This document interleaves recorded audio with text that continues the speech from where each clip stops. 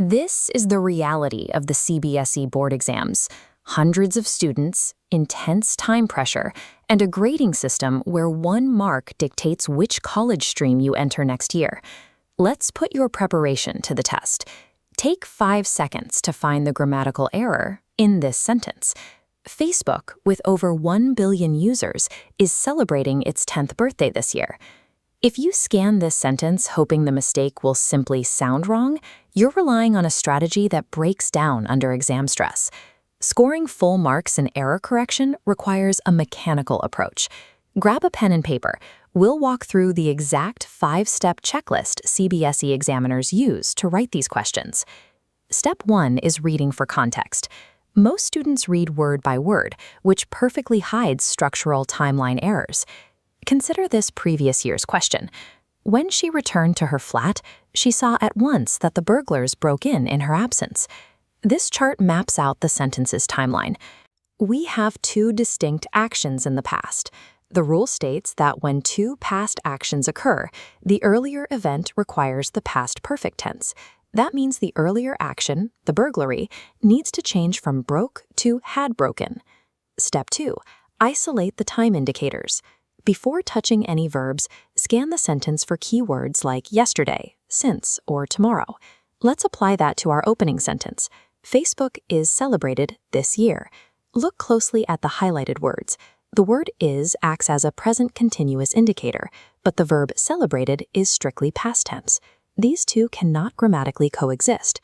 To align the verb with the present continuous indicator, we drop celebrated and replace it with celebrating. Examiners intentionally build these mismatched sentences. Isolating the time indicators first ensures you never fall into their tense traps. Step 3 tackles subject-verb agreement. The rule is absolute. A singular subject requires a singular verb.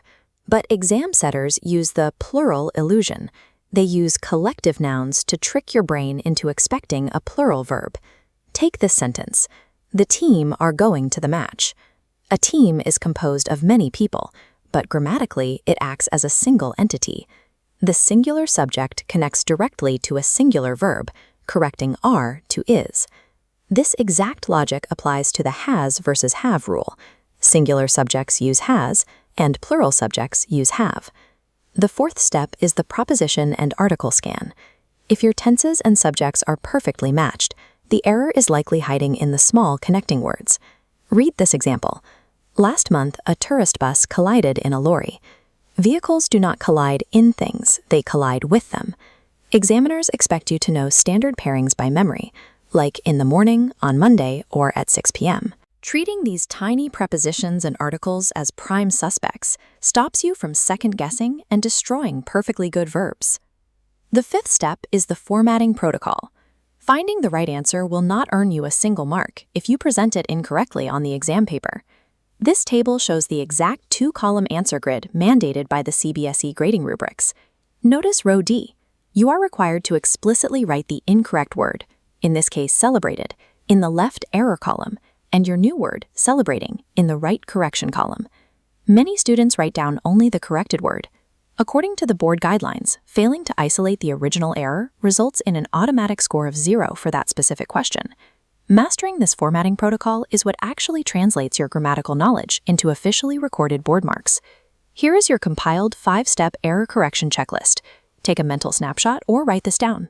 Read for context, locate the time indicators, check subject-verb agreement, scan the connectors, and rigidly format your answer. Let's run a sentence through it in under 10 seconds.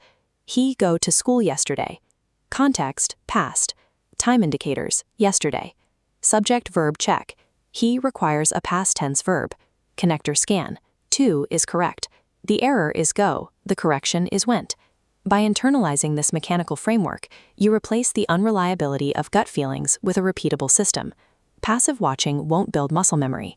Click the link in the description to download the previous year questions, grab a pen, and start applying this exact checklist to real exams right now.